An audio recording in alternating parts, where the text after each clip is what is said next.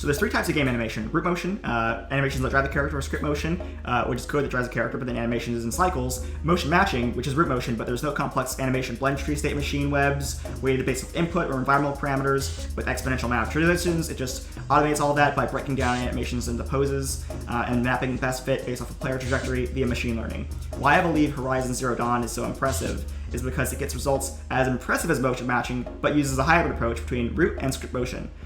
They do this by annotating all of their starts, stops, and state changes within the motion themselves to be read via their contextual weighting systems, which is why the main character does a cute little stumble or climb up the stairs instead of just barreling through them like a normal mocap stunt person would. Mocap is used everywhere, except for the non-humanoids and takedown animations. But anyway, in other contexts, it's pretty much it's not perfect though. It needs a lot of cleaning, retargeting, and creative adjustments to stylize that realism that you get. In fact, it's an entry-level animation job.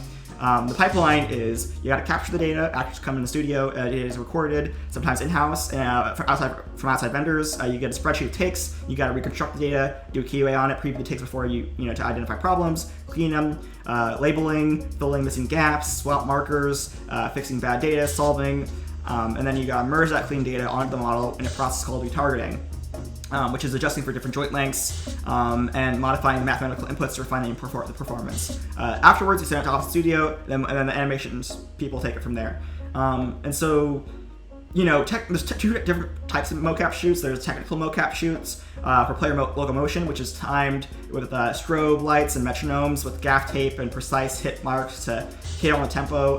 They have a compass with different notches on the stage to know exactly where you need to go.